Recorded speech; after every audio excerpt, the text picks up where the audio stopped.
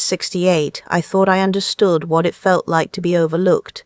31 years of teaching grade 4 in a drafty school in Sudbury will do that to you.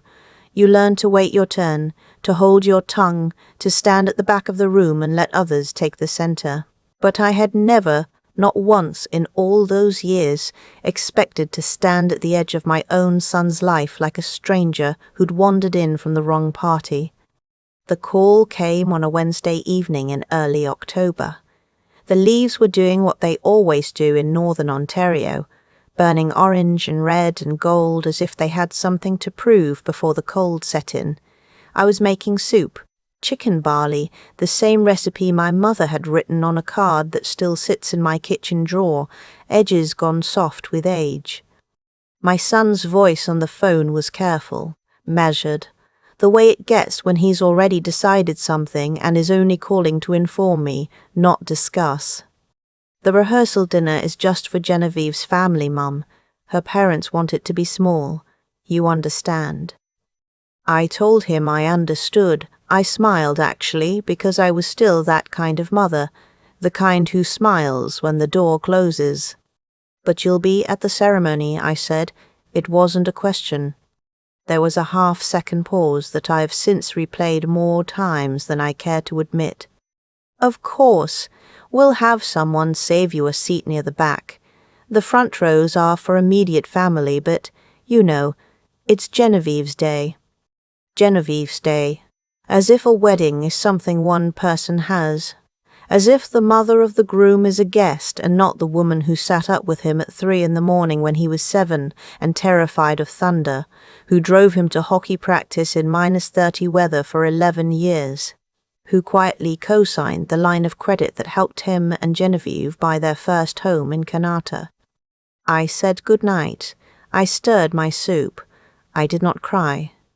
The ceremony was held at a vineyard east of the city, one of those renovated barn venues that charge $1,200 a day and serve wine in glasses the size of my head. It was beautiful, genuinely. Genevieve's family had taste and money and the particular confidence that comes from having both for a long time. I sat in the 4th row from the back, on the aisle which was kind of whoever had arranged it. I wore my good wool coat, the navy one I'd bought 2 winters ago, and the pearl earrings my husband Walter had given me on our 25th anniversary, 6 years before he died. I had my small clutch purse, a card in my lap with a check inside, and a smile I had been practicing since Wednesday. My son looked handsome, he did. When he walked out and stood at the front of that barn with the autumn vines framing the windows behind him, I felt something open and tender move through me. That was my boy. I had made him. Not alone and not without difficulty, but I had made him. He did not look back to find me in the crowd. After the ceremony, I waited near the entrance as guests flowed around me, laughing, embracing, heading toward the reception tent. I checked my phone. There had been a text from my son 20 minutes before the ceremony ended. I hadn't felt it buzz. Mum, the photos are going to run long. The reception's just getting started, so why don't you head home and we'll call you tomorrow and tell you all about it. So sorry, it's just been a lot of moving parts. Love you. I read it twice. I was standing outside a vineyard in my navy coat with a check in my purse and my dead husband's pearls in my ears. The reception tent was 30 meters away. I could hear the music starting. I could see the string lights through the canvas. I drove myself home. I made tea. I didn't drink. I sat in the kitchen until the clock said 10:15, and then I went to bed. I lay in the dark and listened to the furnace click on, which it does every October when the nights turn, and I thought about what my son had said. It's just been a lot of moving parts. That is how I was described, a moving part. By morning the messages had come through. Genevieve's sister had posted photos, not just ceremony photos, reception photos. The long table with the white linen and the candles, the speeches, My son's face, open and laughing in a way I hadn't seen in years. Genevieve's father with his arm around my son's shoulder, looking every inch the proud parent. The caption read, "So grateful to celebrate with the people who matter most." I put down my phone and went to stand at the kitchen window. The maple in the backyard had dropped half its leaves overnight. They lay on the wet grass in a red and orange mat, and I thought, that's the thing about beautiful things, they fall anyway.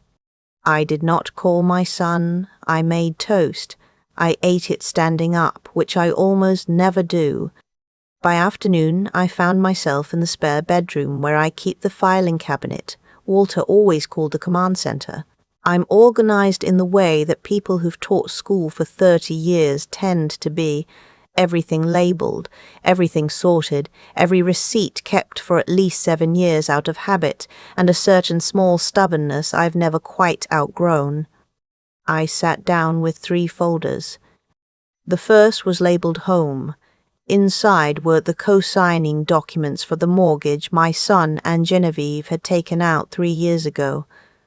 The payments came from their accounts, not mine, but my name sat at the bottom of that agreement like an anchor, invisible until needed. The second folder held the insurance documents. I had been paying the supplemental health coverage that bridged the gap in my son's work plan, physiotherapy mostly, for the knee he'd injured in his 20s, and the extended dental that Genevieve needed for a procedure she'd had done last spring. It came out of my account automatically every month. $112. I had not thought about it in months. The third folder was dinner. It held 2 receipts and a note in my own handwriting. When they'd needed the down payment 3 years ago, they'd been $4,000 short. I had transferred it without being asked twice. The note said, "Paid to N. Jot 14. No rush on repayment." There had been no repayment. I sat with those 3 folders open on the bedspread and felt something I wasn't expecting. Not anger. I'd expected anger.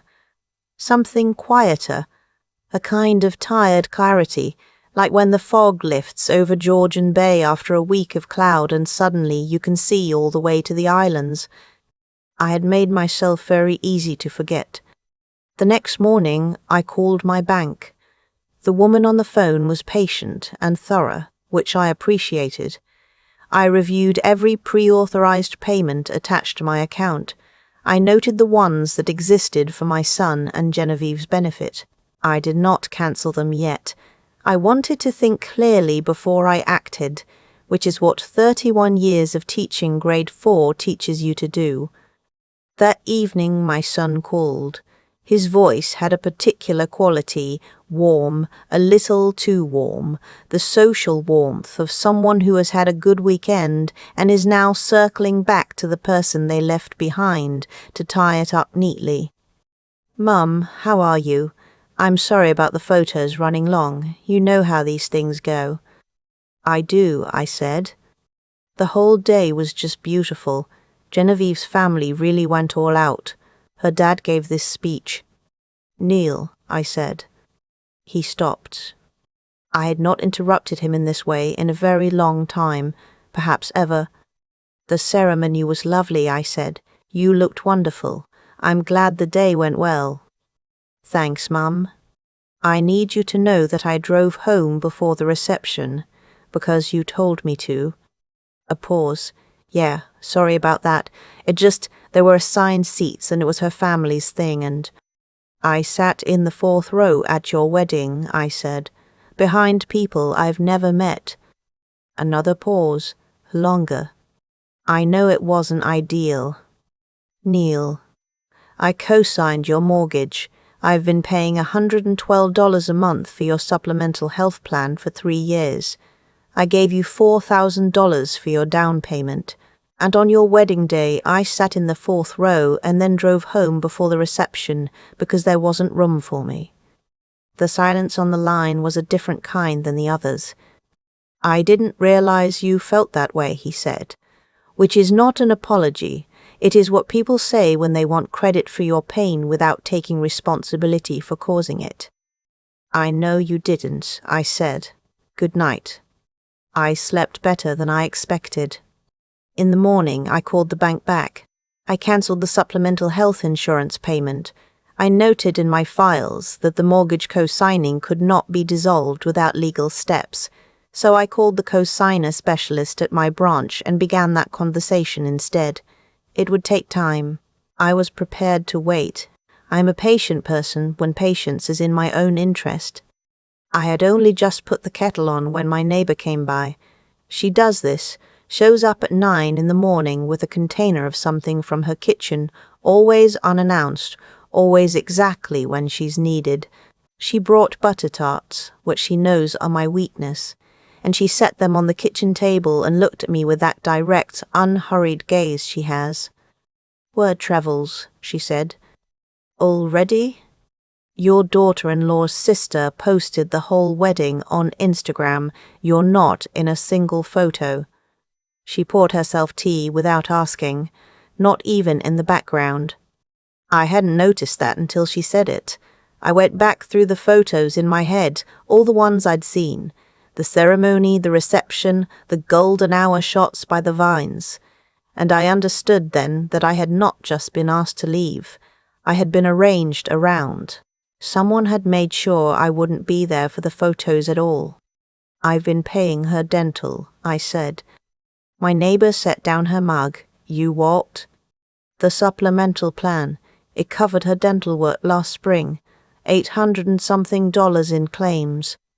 She looked at me for a long moment. "And what are you going to do?" "I've already started," I said. She nodded slowly. "Good." She pushed the butter tarts toward me. "Eat something." Neil called 3 times in the 2 days that followed. I let the calls go to voicemail. Genevieve texted once, a long, carefully composed message about how she hoped I wasn't upset, that it was a very overwhelming day, that they'd love to have me over for dinner soon, that she thought of me as family, truly. The message was kind, the way a form letter is kind, thorough and warm and entirely without a specific acknowledgement of what had happened. I did not respond. On the 4th day, a letter came, an actual letter hand-addressed in the writing I have known since it was a 7-year-old boy learning to form his name. My son's handwriting. I stood at the mailbox in the cold for a moment before I opened it. "Mum, I know I handled things badly. I don't have a good explanation. I kept telling myself it was Genevieve's day and her family's wishes, and I didn't want conflict, and I let those things add up until you were in the wrong seat at my wedding, and then not at the reception at all. I'd been thinking about the money too. I think I stopped seeing it as something you were choosing to give and started expecting it. I'm sorry, I don't know if that's enough. Neil." It was not a long letter, it was not flowery, it did not make excuses, which I noticed. I folded it and put it in my coat pocket and wore it around for the rest of the day like something I wasn't ready to put down. That same week, my granddaughter called. She's 15, my son's daughter from his first marriage, a girl I have been close to since she was born, since the years when I was the steadiest thing in a very unsteady household. She calls me Nan. She called from her mother's house and her voice was careful, the way teenagers' voices get when they're about to ask something real. "Nan, are you okay? Dad said there was a thing at the wedding." "There was," I said. "He said you were upset." "I was. I'm working through it." A pause. "Then I wasn't invited either, because it was Genevieve's thing and I make her nervous. That's what Dad said." I sat down. "He said that to you?" "Yeah." I had been so focused on what had happened to me that I had not fully absorbed that my granddaughter had also been left out of her father's wedding. She's 15. She's been part of our family since before Genevieve existed in our lives, and she had been told calmly that she made the new wife nervous. "Rosie," I said. "Her name?" "Rosie, short for nothing, just Rosie. the name my son and his first wife had chosen before everything fell apart. You did nothing wrong. I know, she said, and her voice was steady, which was somehow sadder than if she'd cried. We talked for 40 minutes. She told me about her year, her courses, a book she'd read twice, a friend who was struggling. She asked if she could come for the weekend before Christmas. I said yes before she finished the question. That night, I got out my laptop and called my lawyer. We met the following Tuesday in his office on Elgin Street, which smells like old wood and the particular brand of seriousness that comes from decades of honest work. I had my folders with me. I told him what I wanted to do: remove Neil as the primary beneficiary of my estate, update the will to reflect my actual intentions, establish a trust for Rosie, for her education, and beyond that, simply as something that belonged to her, something no one could restructure or decide for her. My lawyer listened without interrupting, which I appreciated. When I finished, he said, "You thought about this clearly." "I'm a retired teacher," I said. "I've been thinking clearly for 40 years. I just stopped applying it to my own life for a while." He smiled at that. We spent 2 hours going through the documents. When I left, the October sky was low and grey, the specific grey of a Canadian autumn that means winter is 3 weeks away. I stood on the sidewalk and breathed it in. Cold air, the smell of the Ottawa River somewhere behind the buildings. I had not felt this much like myself in a very long time. I did something, then, that surprised me. I walked to the cafe on the corner, the small one, not the chain, and I ordered a slice of lemon cake and a proper coffee, not the instant I usually make at home, and I sat at a window table and watched people go by. Nobody needed anything from me. Nobody was waiting on a decision or a payment or a signature or a gracious step backward to make more room. The cake was good. I ate every bite. When I got home, there was a message from Neil. He'd heard, through some combination of the bank contact and his own instincts, that I had made changes. His voice was less composed this time. "Mum, look. I know things went sideways at the wedding and I'm sorry. Genuinely. But I got a call from the bank about the co-signing paperwork, and I just need to understand what's happening. Can you call me?" I listened to the message twice. He said genuinely. He said it with emphasis, the way people do when they're not sure they'll be believed. I set the phone down and went to water my plants. He called again the next morning. This time I answered. "I've made some changes to my financial arrangements," I told him. "The supplemental insurance is cancelled. I'm working with a solicitor to have my name removed from the mortgage co-signing. That will take some time, but the process has started. I've also updated my will." A silence. "Mum, why?"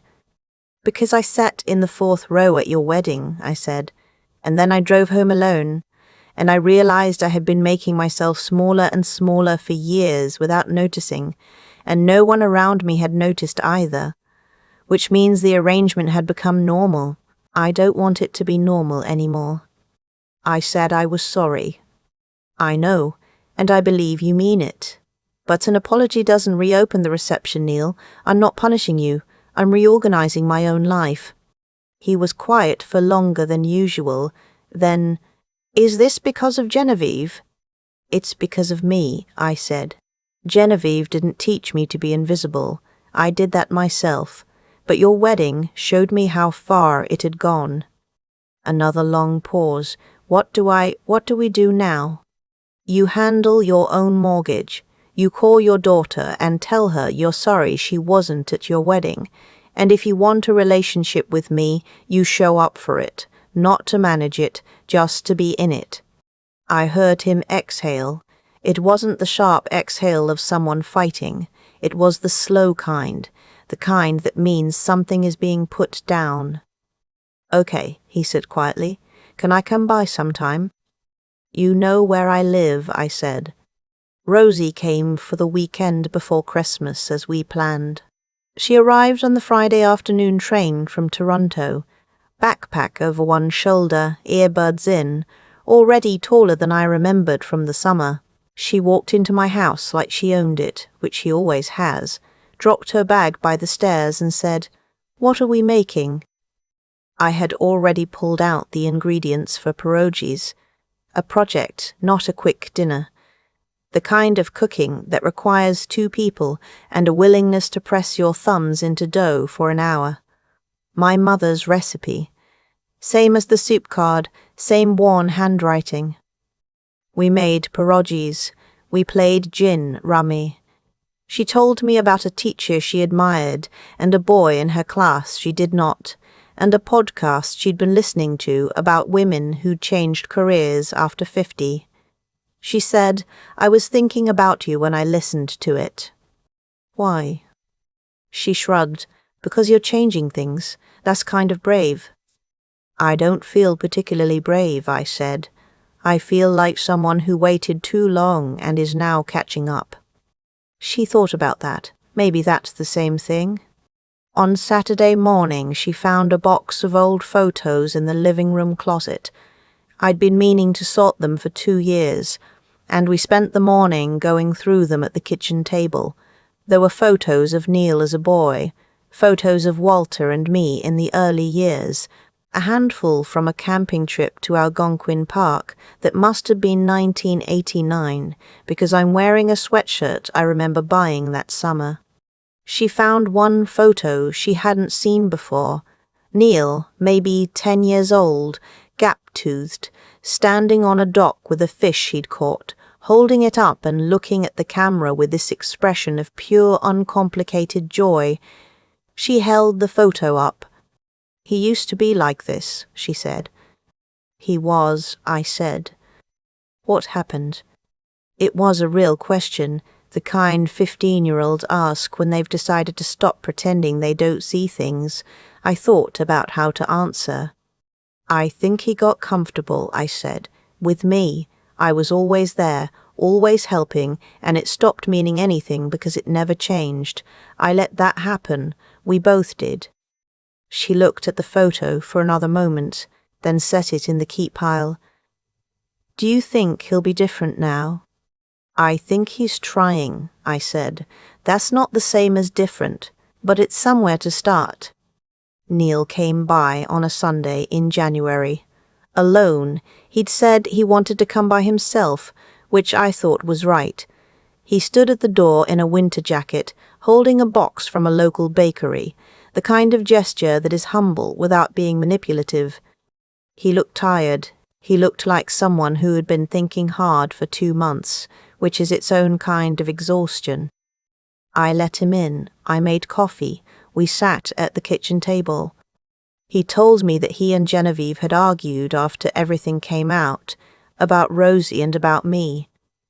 He told me that he'd said things to Genevieve that needed to be said, and she'd heard them, and that it had been hard, and they were working through it.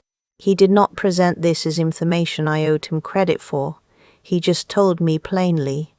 He told me he had called Rosie and apologized, and they had talked for a long time. "She told me about your weekend," he said. "The pierogies."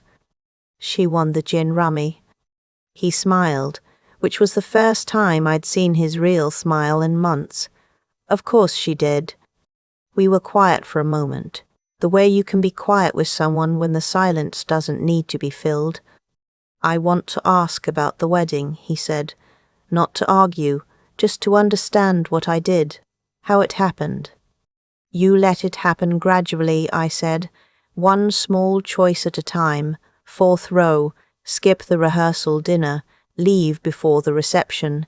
Each thing seemed manageable on its own. Together they added up to something I don't think you'd have chosen if you'd seen it clearly." He nodded slowly. "I didn't see it clearly." "I know. I didn't either for a long time. I thought being needed was the same as being valued. It isn't." He looked at his coffee cup. "I want to fix it." "I know you do," I said, but I need you to understand that I've changed things, not as a punishment, because I had to.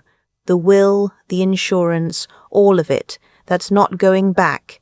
I'm not going back to being the woman who funds everything and sits in the fourth row. I don't want that either, he said quietly. I don't think I wanted it before. I just didn't notice I was doing it. That's what I'm counting on, I said. He stayed for 2 hours. We talked about Walter, which we almost never do, and about his childhood, and about Rosie, and about what the next year might look like.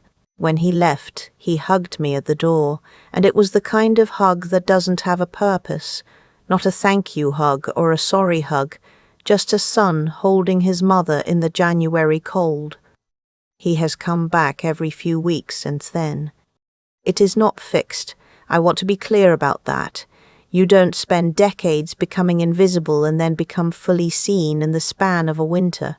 There are still moments when I feel myself starting to shrink, when he mentions something Genevieve needs, and I feel the old muscle memory kick in, the impulse to offer, to smooth, to be useful, but I catch it now. I notice it. That is not nothing. Rosie comes every month or so. She calls between visits for no particular reason, to tell me something funny that happened, to ask my opinion on something, to read me a sentence from a book she likes. Last week she called to ask whether I thought she should apply to a science program in Ottawa next year, because it would mean living with me. I told her she should apply. She said, "Are you sure? I don't want to be in the way." "Rosie," I said, "you have never, for a single day of your life, been in the way." She was quiet for a moment, and then she said, "Okay, I'll apply." In the spring, I cleaned out the spare room properly. I put fresh sheets on the bed. I bought a new desk lamp, the good kind with the adjustable arm, the kind a person might use for studying late. I put a cactus on the windowsill because Rosie had mentioned once that she liked them. My son saw the room on one of his visits and stood in the doorway for a moment without saying anything. "That's nice," he said finally. "It's for Rosie," I said, "in case she gets in." He nodded. He didn't say what I could see him thinking, which was that there was no room in the house with a lamp bought for him. Not reproachfully, he was past that. More like he was understanding, clearly and for maybe the first time, the cost of what had happened. Not to me, to himself. "I missed a lot," he said. "Yes," I said. I didn't soften it. "I'd like to not miss more." "Then come back," I said. "Keep coming back. That's the whole requirement." He comes back. I keep the door unlocked and the kettle on. Not for everyone. I learned, finally, that not everyone has earned that, but for the ones who are willing to start again without conditions, without the old arrangements, without asking me to be smaller, so they can feel larger.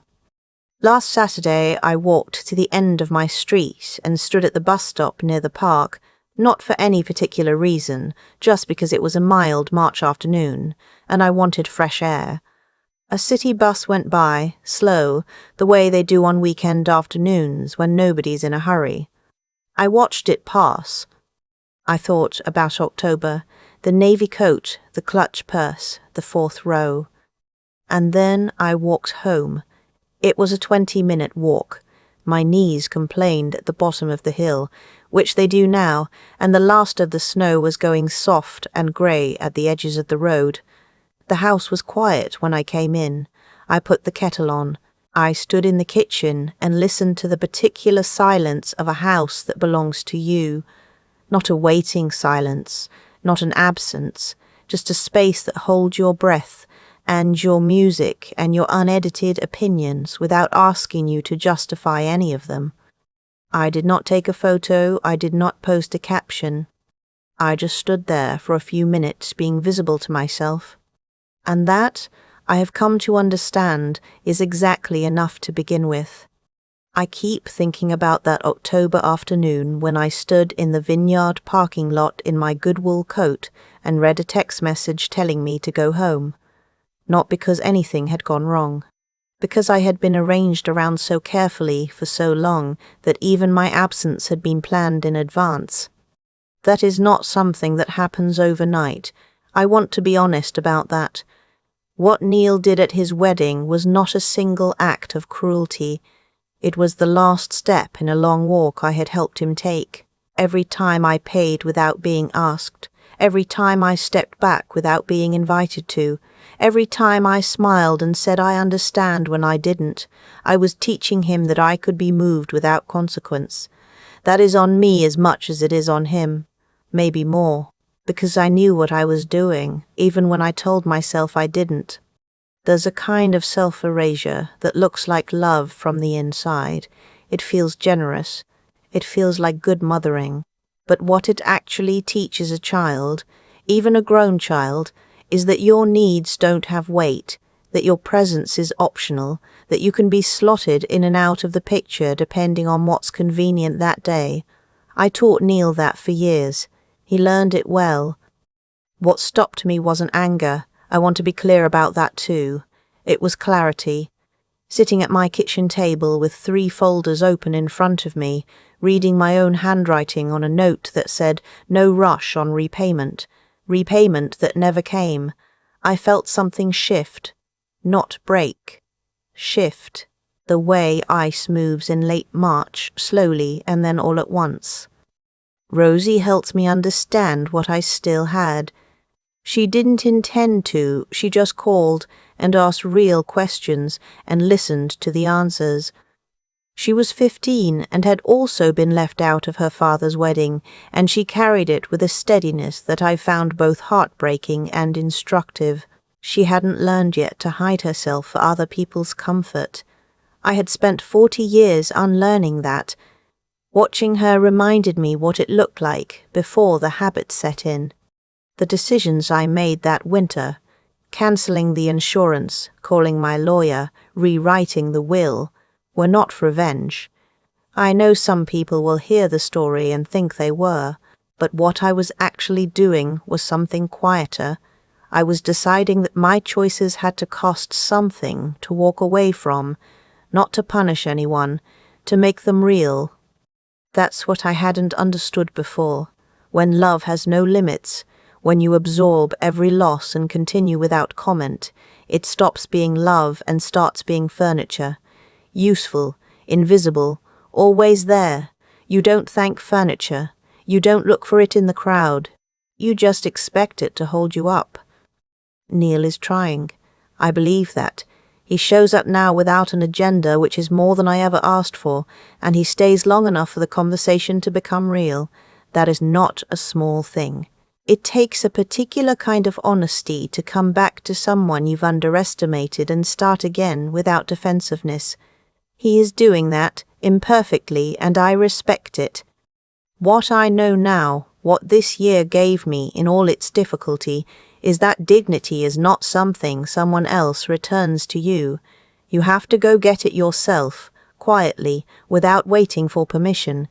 You have to walk back into your own life and decide that it matters, not because someone finally recognized it, because you did. And that, I think, is the only place it ever could have started.